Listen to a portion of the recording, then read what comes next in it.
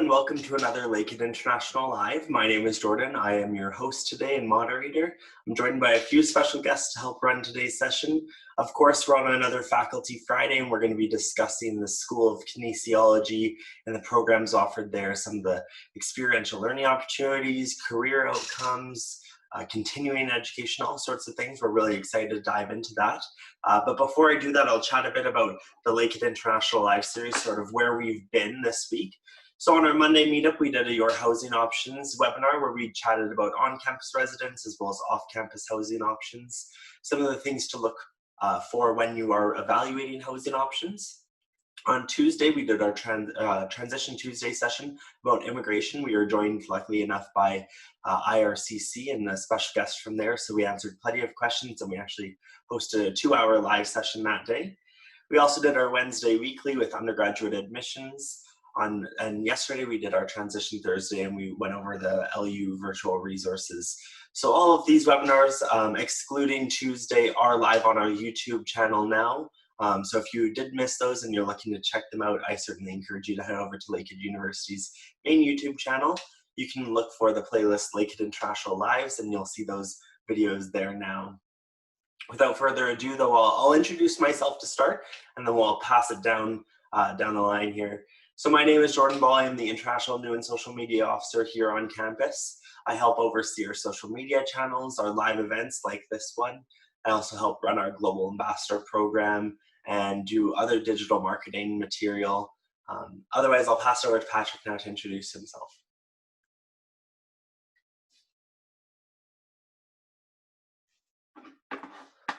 Oh, sorry, Patrick, it looks like you're just muted, or the headset's not working right now. Can you hear me now? Good morning. Oh, perfect, yeah. My name is Patrick Carr. I am the International Recruitment Officer for the Middle East, Africa, and the Caribbean.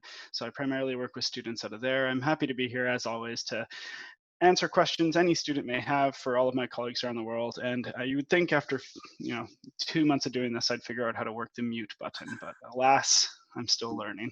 No worries, no worries. We're always happy to have you. I know that we didn't have you last week for a vacation, and we might not have you in a few weeks here, but that's always exciting. We get our vacation there. So thanks again for joining us for another Faculty Friday. Next, I'll introduce Leanne, and I'll let her chat about what she does here at Lakehead.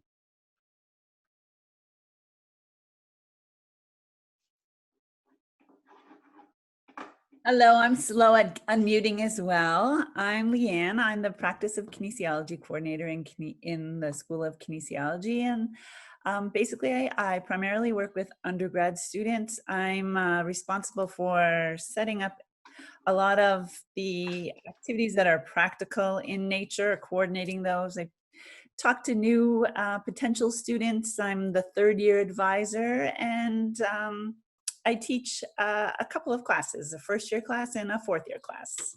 Awesome. Well, thank you again for joining us. We're very excited to have you to chat about the School of Kinesiology. And like I said, I'll go over the agenda now, and we'll cover sort of what it looks like, what today's webinar is going to cover. So we are going to do a program overview as well as a department overview, in a sense, a School of Kinesiology overview. We'll chat about the areas of study and sort of the thematic basis there. We'll chat about course selection. I'm sure Leanne could highlight some of the courses that she teaches, as well as some of the courses that she's heard from her own students, probably as the really popular ones or exciting ones or industry relevant right now. We'll also go over experiential learning opportunities in the co-op program. And then the last couple things we'll chat about is student research opportunities. We understand that many students hold that with high regard, and we do as well. So we always like to chat about sort of the student research opportunities. And then the career outcomes are continuing education. So you'll notice naturally we go over the full student life cycle, all the way from the beginning as a prospective student or a student that will be joining us here in a few months, all the way through to graduation, where you might be moving on into the career field or continuing your education into a different professional program or even a graduate program. Things to remember throughout today's session: if you like what you see, don't worry. We do record most of our international live sessions, and we will send out that recording link to you via email. So if you're on our mailing list, you'll get that every Saturday. with the next week's invites, as well as all the recordings there at the bottom. Of course, though, I always like to remind folks, if you can't wait till the Saturday, you can always check out our YouTube channel at your own timing, at your own pace, and review those videos under the Lakehead International Lives playlist. If you do have questions for us today, and I hope you sure do, if you're joining us over on the Zoom platform, you can use the Q&A function to submit those questions. Myself and Patrick can answer Lakehead general questions, but of course, ideally we can answer lots of kinesiology related questions or program related questions, and Leanne would be happy to address those. If you are joining us on our Facebook live stream, you can certainly comment on that video, and our Lakehead expert behind the scenes, Sylvia, is helping us answer those questions as well. And if you're watching this as a recording, I certainly encourage you to comment on the video. We'll receive that notification and we'll be happy to get back to you. Last but not least, before we move on to the meat of the presentation, the discussion of kinesiology, I like to remind our viewers to follow us on social media. We are on Facebook, Instagram, Twitter, YouTube, as I've mentioned many times already today. And for those of you joining in China, we're also on Weibo, WeChat, and Youku. So you can check out those social medias, follow us, subscribe to us, and you can stay engaged with our posts and our content. We typically have regular updates from the university, so if there's any changes to policies or procedures with regards to new students joining us here on campus, or in general, if there's upcoming exciting events that you could potentially participate in, it also is a great way to get a sneak peek into life at Lakehead University. Without further ado, though, we'll dive into kinesiology.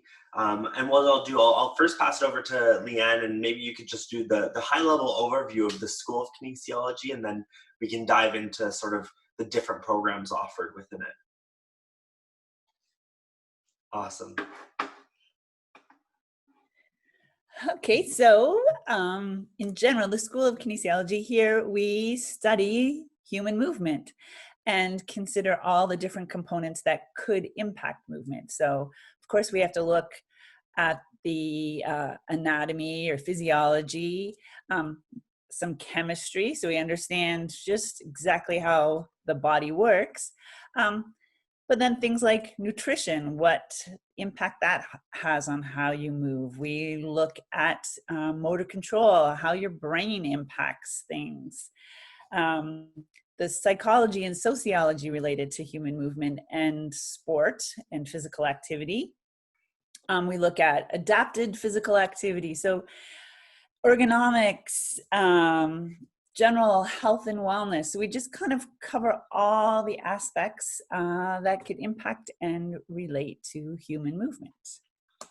Awesome. And so diving into some of the programs, I don't mean to put you on the spot, but I know that kinesiology isn't necessarily always the common name students hear. There's many different ways to name this sort of program. Before we dive into the programs we offer at the undergrad and grad level, could you chat about sort of what naming conventions we might hear other than kinesiology? Sure. There's kinesiology, you might hear human kinetics, human performance, you might hear, oh my gosh, drawing a blank at the moment. There's so many different exercise science. If you see programs that are on exercise science, that's often a kinesiology program. A component of it, there's programs that have physical activity, physical and health education. Those, some of our current kinesiology programs started off as physical and health education programs, so it just basically broadened the scope. So there's quite a few different things you might hear it called. For sure, yeah, and obviously with today's presentation, when we dive into the workings of the programs and the opportunities, all that sort of stuff, I'm sure for our viewers, they'll get a better idea if maybe they are evaluating different programs, they'll get a really good idea of what kinesiology can offer you. I know I've even heard of some programs calling it sports medicine. I know that also has a different route there though too, if you're looking to more of the traditional pharmaceuticals of medicine. But I'll pass it back over to you, Leanne, to chat about sort of the undergrad programs, the grad programs that we offer. Sure. So here in in our kinesiology program, there are a number of options you can have coming in. So we have our 4-year honors Bachelor of Kinesiology. So it's a 4-year degree.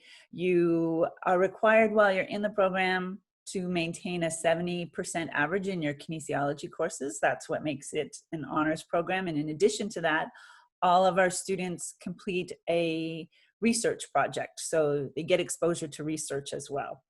In addition to the straight 4-year program, we have an honors Bachelor of Kin with a co-op option, which extends your degree by 1 year. So you will have 4-month work terms. You work with me and the co-op office on campus, and we try to match you with an employer, and you get some real world experience. So you can graduate and you have, like often employers say, you need 1 year of experience. So you graduate from university and you have that experience right away. We also have Con Ed, so you can get your honors Bachelor of Kin as well as a Bachelor of Education. So you can graduate and become a teacher, and at both levels, the primary, junior, or the intermediate senior levels. And we have both a 6-year option, so that means you complete most of your kin. You can complete all of your kin courses in the 4 years, but you'll also take some education courses. And then the last 2 years are your professional years. But we also have an accelerated option, so you can complete it in 5 years instead of 6 years. The difference there is, one, you have to have a little bit higher GPA to get accepted into that program, 75 versus 70. And you will go to school pretty well all year round. You'll have courses every summer, so that you can just speed up completion of your degree requirements. Then we also have our graduate program. So we have an MSc. So if you complete your 4 years, you do your research project and you realize, this research thing, I think it's for me. You can complete an MSc. You work closely with a supervisor in an area of kinesiology that you're interested in, and you do your own research project.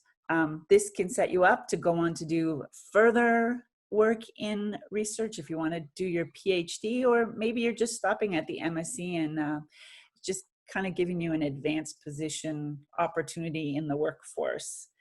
People also take it if they want to prepare to get onto other post-grad programs, which we can talk about later. And then in addition to the MSc, actually, before I go on to that other one, we have an MSc with a specialization in gerontology as well. So you can focus your area in working with the older adult population, which is really a good growing opportunity. It's a good spot to be working in. And then in addition to our MSc option, we have a graduate diploma in professional kinesiology, and that's a 1-year program. It's more applied. So you'll do 4 courses online, and then there's 4 practical courses associated with those online courses. And it's really about preparing you for practice. Here in Ontario, the practice of kinesiology is regulated. It's a regulated health profession, just like doctors, dentists, physiotherapists, occupational therapists. So if you want to call yourself a kinesiologist after you graduate, you have to write an exam through a provincial college. And this course can help you, for one, get ready for that exam, but also just give you more experience because there's a required 200-hour practical for part of that course. So yeah, there's quite a few options, and we are actually working on having a course-based Master of Science. That's still in the works, but it's coming up soon. Awesome. So obviously we covered both undergrad there as well as grad, and we chatted a bit about the different options and technically specializations that you can do in that. So that's really exciting. And I know you mentioned some of the research opportunities just briefly there. I acknowledge that we have some questions in the Q&A part of me about research opportunities, certain research opportunities. We'll certainly get to that in just a second, but before we do that, I want to chat a bit about the areas of study within kinesiology. I know there's thematic areas of study that students can anticipate to learn from. So I'll pass it over to you once again, Leanne, to chat about those areas of study. I know they include like anatomy, physiology, biochemics, or biomechanics, pardon me. Yeah. But I'll let you chat about the full list there. Yeah, going on from that, anatomy, physiology, biomechanics, we have ergonomics, which is the study of a human in their work environment. So you're looking at their environment and how they fit or don't fit, and the adjustments you would make to the work environment to make it better for them. And that work environment doesn't have to be out in a place of employment, but it could be you as a student, you as a stay-at-home parent. Maybe you've had an injury and you need to make sure that things are functioning best for you. So in ergonomics, we would look at those types of things, but then definitely in industry and in offices, helping to make sure that your work environment is set up to make you function as best as possible without causing or limiting the chance of injury. For sure. And I'm assuming probably with ergonomics, for first year students that are learning online this upcoming fall semester, that might be a hot topic to make sure that students have an ergonomic friendly study environment when they're studying online. So I'm sure your professors or the professors within the entire department are probably going to touch on that this fall. Right. Because it's definitely something that you need to think about. Yeah. Although I know our students in the past, even when not in an online environment, tend to take their laptops onto beds, and ergonomically, that's not the best position to be in for a long time, but I understand that's how it goes. I have to admit, it can be pretty comfy to work from your laptop on a bed, but I also acknowledge that it's not the best thing to do for an extended period of time. And just getting back to a desk environment is important sometimes. So then other courses or areas of interest, musculoskeletal injuries, we have a required course as well as an elective course. That one is basically what you were talking about, sport medicine and sport injury, sport management in terms of injury. That's the course that would prep you for that. You learn about different injuries. You've got your foundation with anatomy and physiology, and then you are looking at it more as a whole package, and how you would recognize and what injuries are and what kinds of treatments would be accepted or not, or things that you'd have to watch out for, little red flags. So that's really good. Motor development, again, that's all about basically the involvement of your brain in different movements and how different developmental stages through your life, just based on age, how those things might change over the years and how they impact your movement and things you have to consider. And then how different injuries could change that, or disease could change that. So we have a introductory nutrition course. It's in third year. And then we have an advanced nutrition course in fourth year. Basically overall health, wellness, and fitness. You learn a course, you have a course in first year that's focused on the general principles of fitness and wellness. And then also in first year, you look at just the health and wellness side. So again, looking at your whole package. We have psychology of sport, sociology of sport. There's electives in history of sport. Really good courses as electives also are interprofessional education and wellness. That's really important because a lot of the students that are in kinesiology end up wanting to work in some type of healthcare setting. So that IPE course introduces you to working with other health professionals or other people who are going to be health professionals, and you'll start to learn how to work together and understand the different lenses that people will look at health, so you can work together and make the most for client-centered or patient-centered care. For sure. And I also know that in general, now that we've discussed sort of the thematic areas of study, there's also the specialization, or in a sense, a stream into gerontology. And I can briefly say that that's the study of the aging body in a sense. So looking at more of an older demographic and how some of these human body studies, the way the body works, all the things that we've mentioned, but looking at it. I'm just excuse. No worries. Yeah. So of course, we are working from home right now, and I had forgotten to mention this, but we know that we might not hear the typical office noises on our webinars here. Leanne has dogs. Myself, I have 2 dogs, and Patrick even has a dog too. So it's an ongoing joke that we have that, you know, we might hear noises that we don't typically hear in the office environment, but that's totally. My mailman comes every day at 10:05 right after we go live on the webinar. It's like clockwork. Yep, exactly. And I'm surprised my dogs didn't hear the barking on my computer from Leanne's dogs, because then they typically would be at the door kind of waiting to see what the heck's going on here, thinking that I'm cheating on them. I'm seeing other dogs without them knowing. So chatting a bit about that specialization, could you go into gerontology slightly and chat about how it's interworked into the kinesiology program? Yeah, the gerontology courses are monitored through another department, but there are different aspects of considerations in things that you have for the older adult population. So it's really good to combine your kin degree with a focus in that area, because we know that our population is aging. Also the population, while some people, there's continued chronic disease that impacts how you live, but there's also a big chunk of people who are really healthy and want to remain healthy for as long as possible. So that's another group that is really looking for the help of kinesiologists. For sure, yeah, and I can even speak to gerontology. In my first year, I did a business degree here at Lakehead, so I graduated after 4 years and with my HBCom.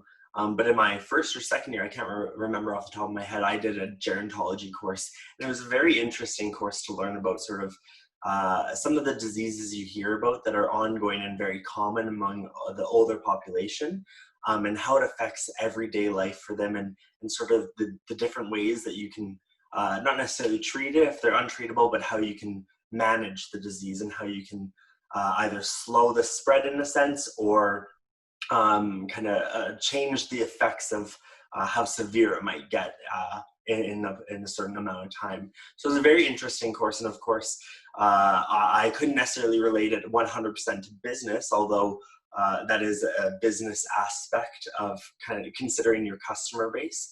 But then knowing that when you've studied your kinesiology courses, you have that general understanding of all of the basics in kinesiology, and then you start to draw your own connections. And that's really important, that it's not teaching you what to think, it's teaching you how to think, and you're making the connections on your own while still getting the in-depth knowledge of gerontology that you would get if you were studying it as its own single degree.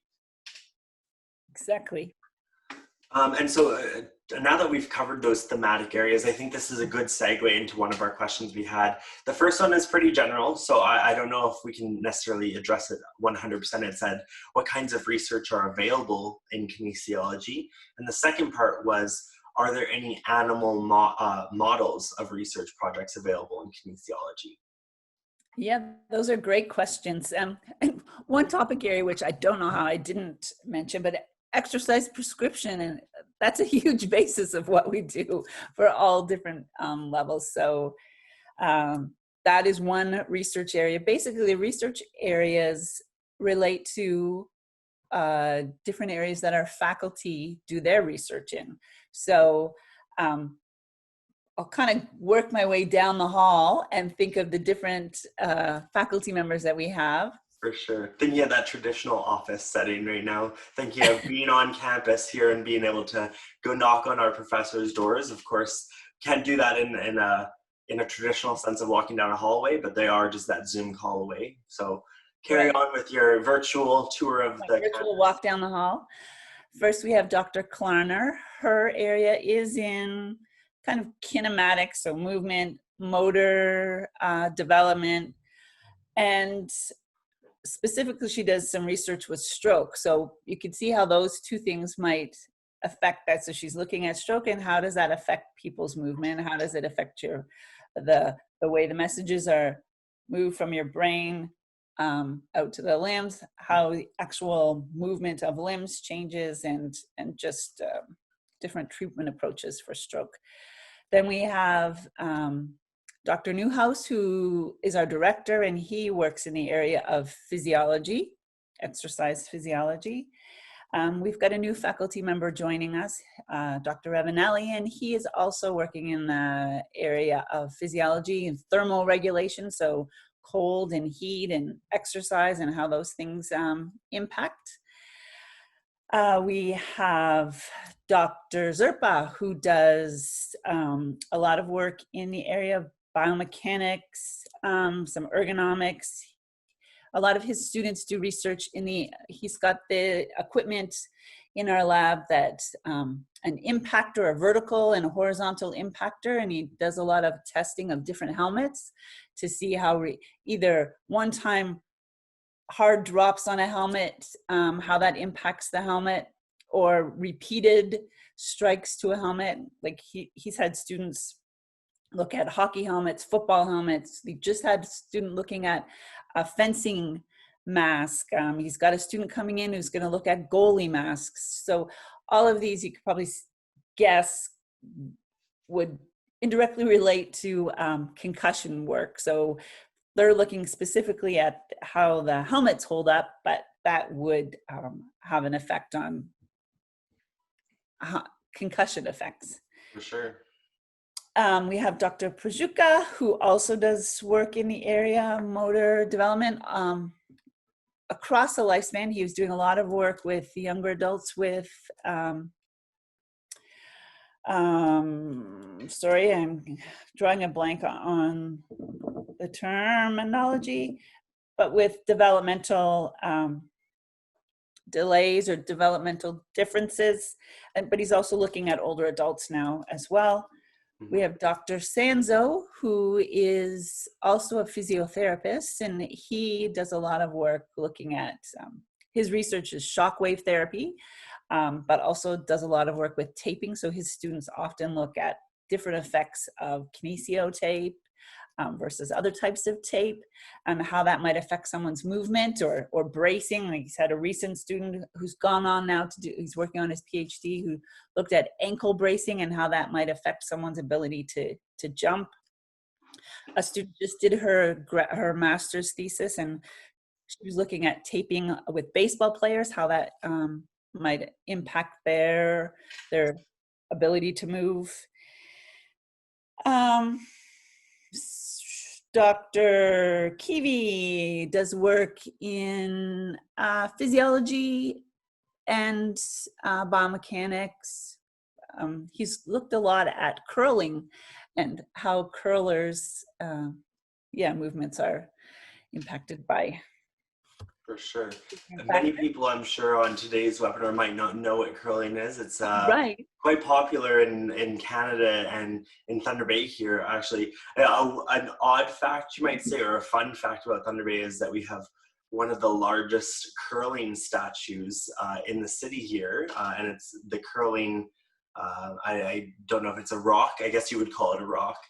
So we have one of the largest here in Thunder Bay in all of the world, which is interesting, and it kind of speaks to our roots of the passion for that game. And I know that we also have some rec teams as well as club teams for curling at Lakehead University. So students are welcome to explore that. I know that I've heard some really great things. I haven't done it myself, shockingly, but I've heard some really great things. And even if you take the game not so seriously, if you're just doing it for fun, you're not competitive, it's a great time with friends, and you can have a good laugh with it, especially being on ice, but in shoes can lead to some fun stories for sure. So I was also going through the list, Leanne, of other professors. So I think maybe one that we might be getting to is Dr. John Gottwals. Yep. He works in the psychology of sport area. Specifically, he looks a lot at perfectionism and different ways perfectionism impacts how athletes perform. I'm actually a committee member with one of his students, and she is working on looking at the interactive roles of perfectionism and sport pain. So basically how athletes, how pain impacts in them and their experience of pain, and maybe how their experience in terms of perfectionism might impact how they respond to their pain. So that'll be interesting to see how that evolves, because it's just starting. So yeah, that's his area. He also works with I think he's a consultant with our Nordic ski team as their sport psychology kind of consultant. For sure. And then we have Dr. Catherine Sinden. Her area is in applied ergonomics. She has a lot of community-based research. So she works with the fire department in town, looking at the impact of all the equipment and gender differences. So how that equipment for males versus females and different physiological measures that they can look at. She's also done some projects with mines in the area. She's looking at she started some work with paramedics. So lots of really neat applied work there. She was also, or is also, a registered kinesiologist. She worked in the field for a number of years before switching over to straight research. And for sure, yeah. And I know that we featured her as a university. We've featured some of her projects in our report to the community. So if anyone's interested in learning more about some of the research I know Dr. Sinden has done, you can find that in our report to community. It was specifically the feature with firefighters that we chatted about. And I don't mean to single her out, because that's not to discredit anyone else's research, but it's something that we feature because of that aspect and the impact that we've been able to have on our local community and our communities that we have a major impact on within Thunder Bay as well as Aurelia. So it's something that I always like to chat about, to kind of show you our reach as a university, that it's not all housed within the university. We do much of, as you said, applied community-based research, where we'll work with organizations and we're making a significant impact for them, and hopefully having a solid outcome of that, where they can make and implement some great changes that are based on really fundamental research. And then last but definitely not least is Dr. Pearson, and her area is in more health promotion. So she's done work, again, she does applied work. She's done projects with the health unit. She's done projects with the schools in the area.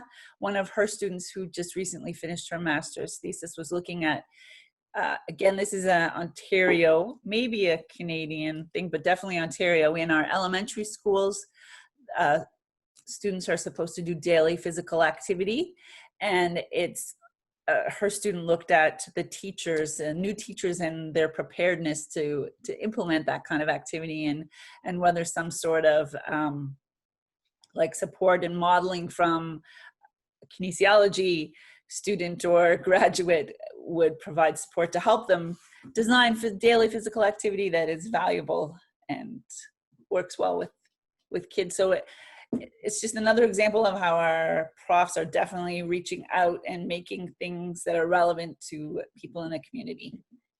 For sure. And also, I'd be remiss not to mention, if correct me if I'm wrong, but Dr. Pearson is also the graduate coordinator for the School of Kinesiology. So many of our students that are pursuing that Master's of Science in Kinesiology, or if I'm not mistaken, as well as the graduate diploma in professional kinesiology, they would work with her in an aspect. Well, that just changed as of July 1st. Fair enough. Now Dr. Gottwals, who is going to be the point person there. Okay, fair enough.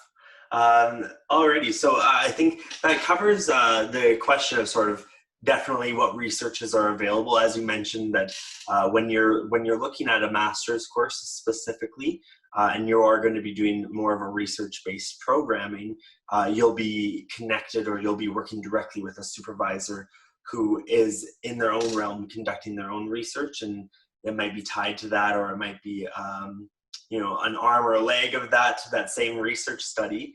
To the second question, I'm curious, are there any animal models of research available within kinesiology, or is there any professors that have a bit of that aspect going on right now? There are definitely animal models to work in our school. Dr. Sanzo has done a little bit of work there, and I think he's just started into that area. So it's not a lot, but that would be the person to connect to if there was. Again, it kind of makes sense with his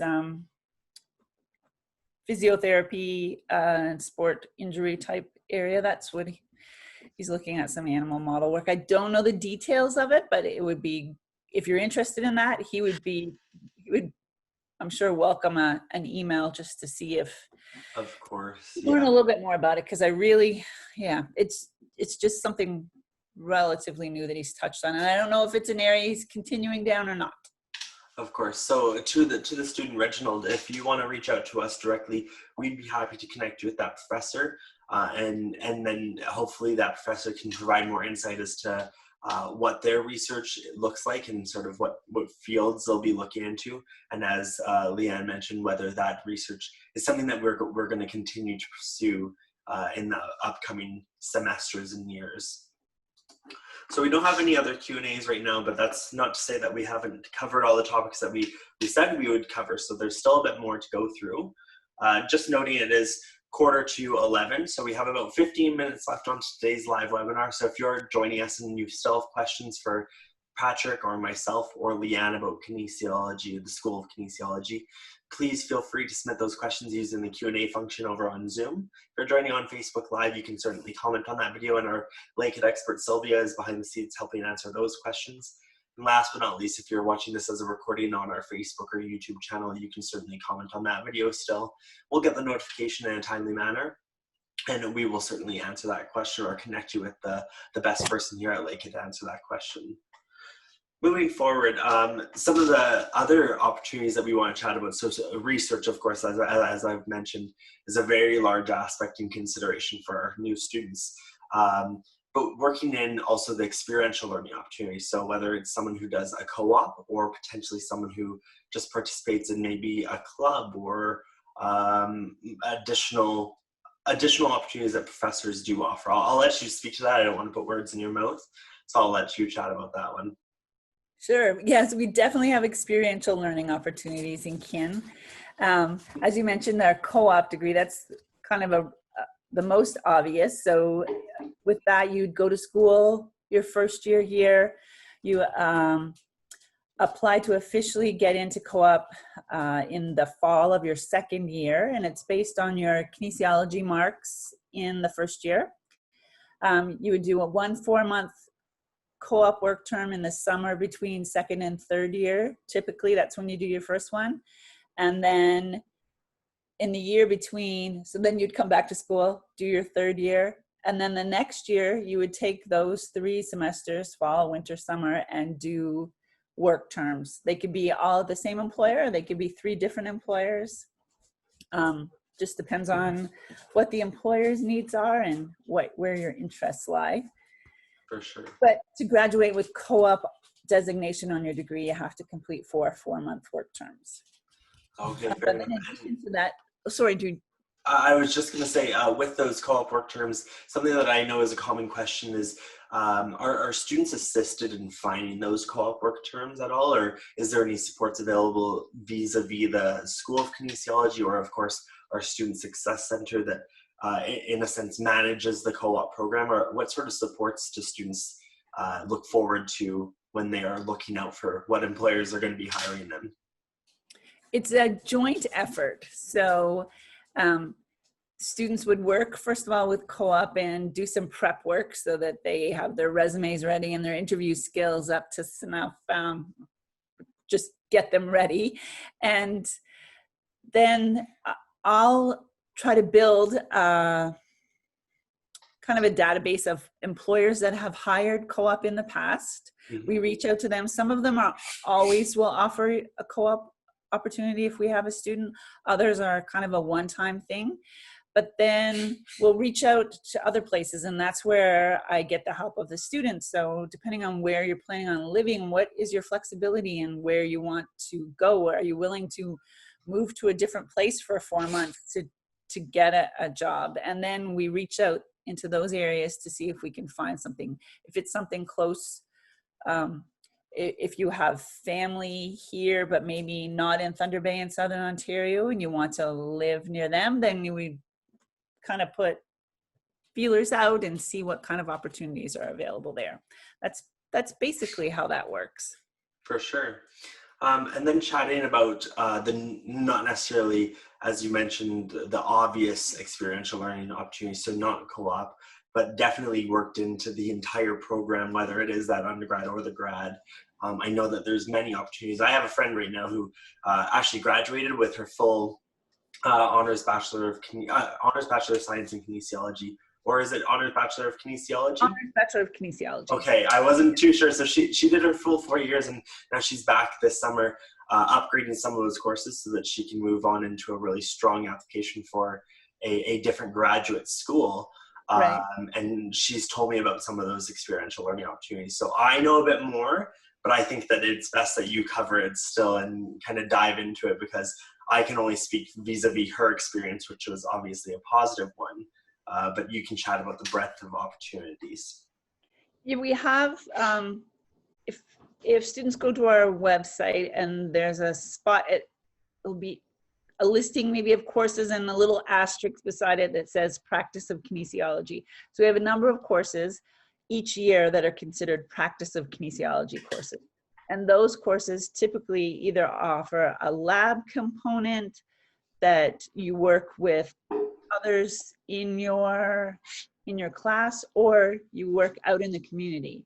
So for example, in first year, we do have a lab component where you're learning different physical activity assessments. So how to assess cardiovascular fitness and strength and endurance, and how you might set up an exercise program to meet all those needs. So with those, when you're here on campus, you'd work and assess each other. This year, we're going to do it slightly different. You're going to get the instruction online from me. We'll have some Zoom meetings and we'll go through some demonstrations, and then you'll try these tests on yourself, or maybe a family member who's willing to be tested with you. So, and then in second semester, there's another first year course where you are taught different assessment things for different levels across the developmental and age perspective. But we would introduce you to babies, have infants bring real babies in and show you how to assess movements of different babies and developmental milestones. Same with elementary school students, high school students, older adults, the senior test of fitness. So you actually learn the theory, you learn the assessments, and then you actually try them on the population that they're meant to assess.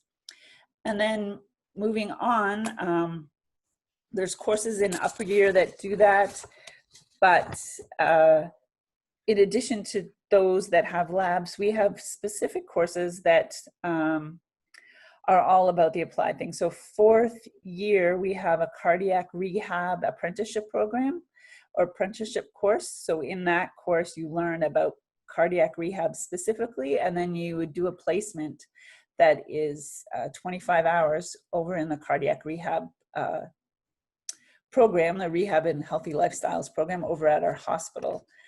And have a career exploration course that I teach. And in that, you do 40-hour placements in any kind of area that you might be interested in pursuing as a future career. So some cases you just watch what a professional is doing because you're not able to help out, but in other places you're actually able to contribute in that workplace. So this past year, we had a couple students who worked with a faculty member because they're interested in becoming a professor. So they learned about marking, they learned about service, they learned about teaching, all the different things. So we had someone shadow an orthopedic surgeon. They actually got to go in during surgery and watch a surgery. and learn about the typical day of an orthopedic surgeon.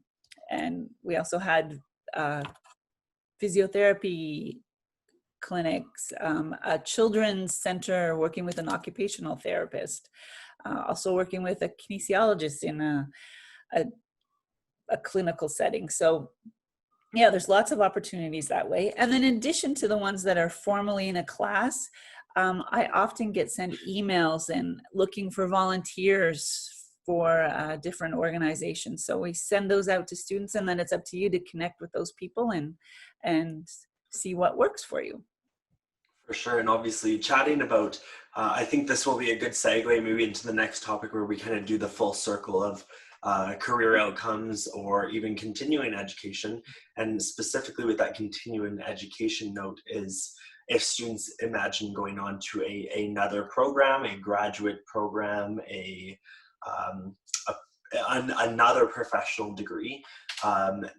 Part of that application now more formally is all of the extracurriculars that you're involved in. So marks, of course, and academic marks are traditionally what we've always anticipated as being like the bread and the butter of the application, but now more so than ever, we're seeing consideration into what has this student been involved in, what have they volunteered, what have they done outside of school itself. And so we always encourage students to participate in as many volunteer opportunities that they can take on, while of course still considering that strong marks are going to get you a solid application as well. One thing that I did want to chat about, and this ties into both experiential learning opportunities and as well as student research opportunities, for students pursuing an undergrad kinesiology degree, in their fourth year, do they do a research project or a thesis, if I'm not mistaken? If you could chat a bit about that. Yeah, you have the option of doing an independent research project if you have 75% or higher, and there's a supervisor available. So there's fewer opportunities there, but there are still several. Like I think this last year we had 8 or 10 students do independent research projects. So with that, you work with a supervisor, you come up with your own research question, you have to do your own ethics. This is actually the same for both the independent and the group, but then you do your recruitment, you do your data collection all on your own, and you basically do a mini master's thesis. And then with the group project, you would work in small groups and do the same type of thing. You come up with your questions. It would be relevant to the supervisor that you're working with in their area, but doesn't have to be exactly what they are doing. It's just so that they can provide you with really good support to help you with your project. So just some examples from this past year. We had a student who looked at, like, it's such a variety, a relationship between lower body flexibility and reaction time and for master swimmers. The differences in self-determination to exercise between students who were in academies, which are a new thing in Ontario, a few of them, versus a regular school, if there's any more interest in becoming active for the people who are in academies. There's factors affecting sense of coherence in patients who have recovered from cancer. So that's another actually really good practice area. There's a cancer program, and they're all for people who are currently living with cancer or who have survived cancer, and they have an exercise program, and they're always calling our students to come and volunteer with that. They have 3 programs throughout the year. Great opportunity.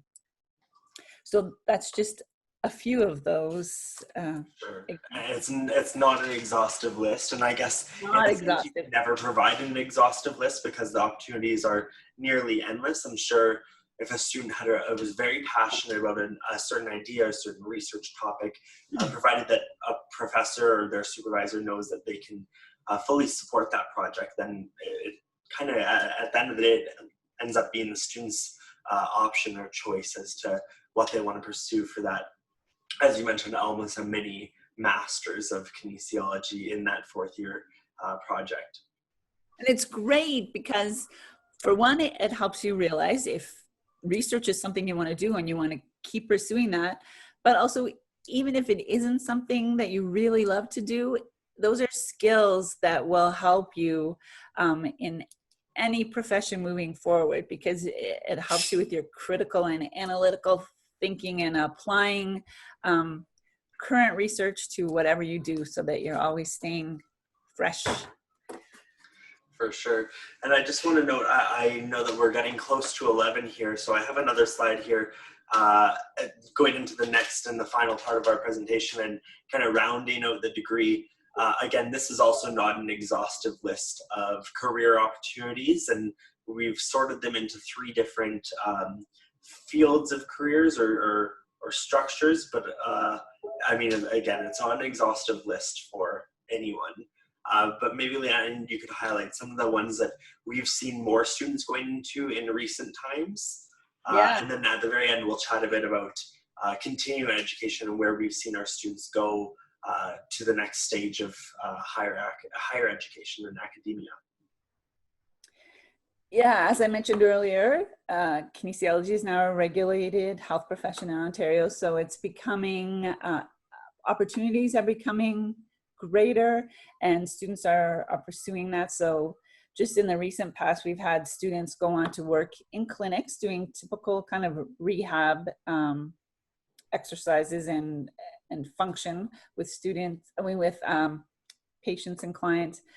We've had graduates go into cardiac rehab programs, to bariatric, which is people who have issues maybe with lifestyle management, maybe some longstanding issues with overweight and obesity, and they have to look at the whole self. So working with nurses and social workers and psychologists to help clients in that area.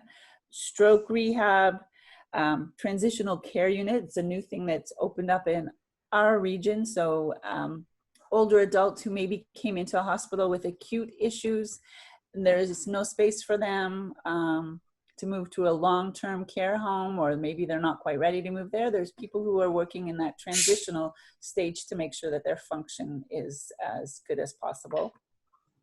Definitely ergonomics.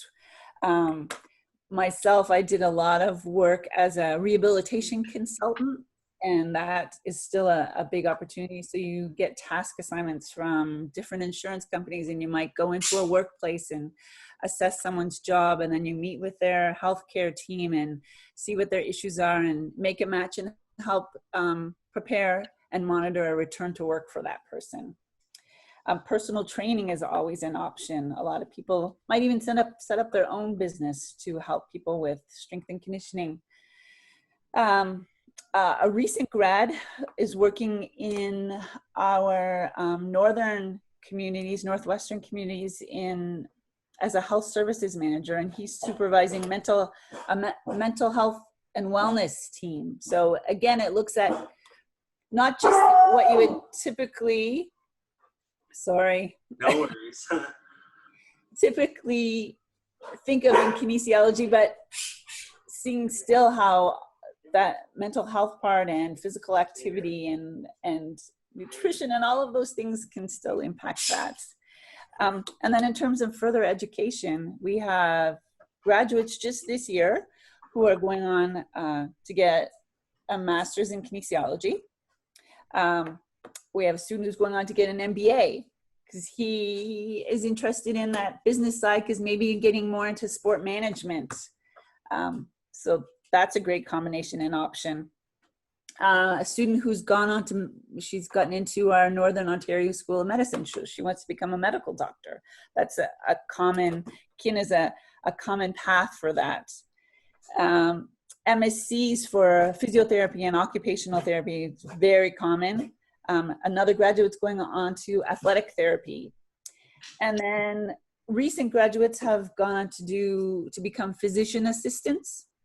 And I know I have 2 students going this year to chiropractic college. So all of those things that you've got listed there, yeah, there's recent and former graduates who've gone on to work in those areas.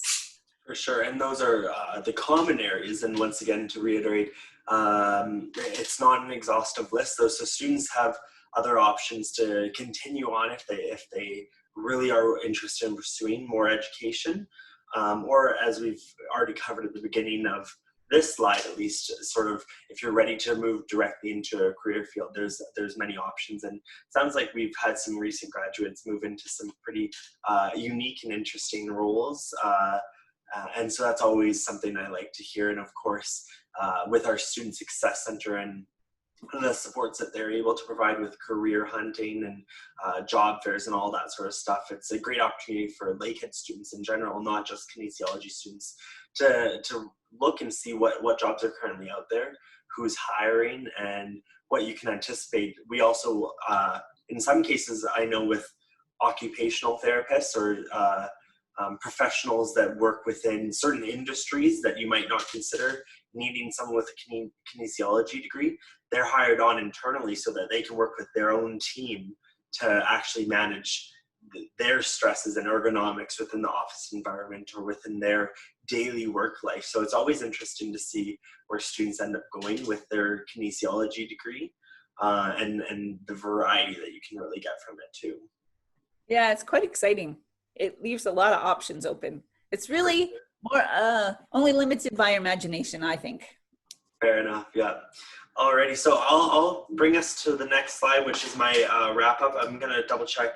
We haven't received any other Q&As, and I know that Patrick had to head out just because we went slightly over 11 o'clock there, which is no worries. But I'd like to remind our viewers one last time to follow us on our social media channels. We're on Facebook, as you are noted at the top there, Lakehead University International. Over there, there's already a group started for the incoming class of 2020.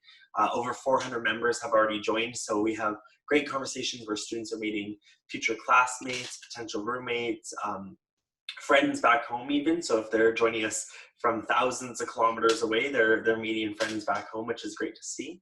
We're also on Instagram, Lakehead International, Twitter, Lakehead INTL, as well as YouTube, Lakehead University. And I did note that there's 2 playlists there for international students, Lakehead International and Lakehead International Lives. I would be remiss not to mention for any of our viewers in China, we're also on Weibo, WeChat, and Youku, so you can check out those channels, subscribe and follow us on any one of them, and we'd be happy to have you join us in our little community there.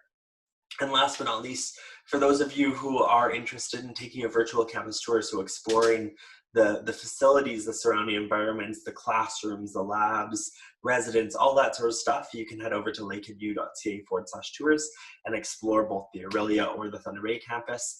There's no appointments necessary. It's free to you, so there's no cost associated.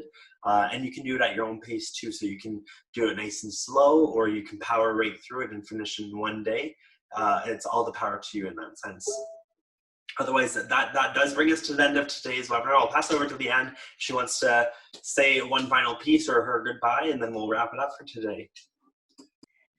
I look forward to receiving emails with any questions and hope to see you, whether it's virtually or in person, in the coming year. Awesome. Well, thank you again for joining us, Leanne, and thank you, although he's not here, thank you, Patrick, for helping, and Sylvia for helping behind the scenes. Always appreciated. So once again, bye for now, and hopefully we'll see you next Monday on our Monday meetup. Thanks again.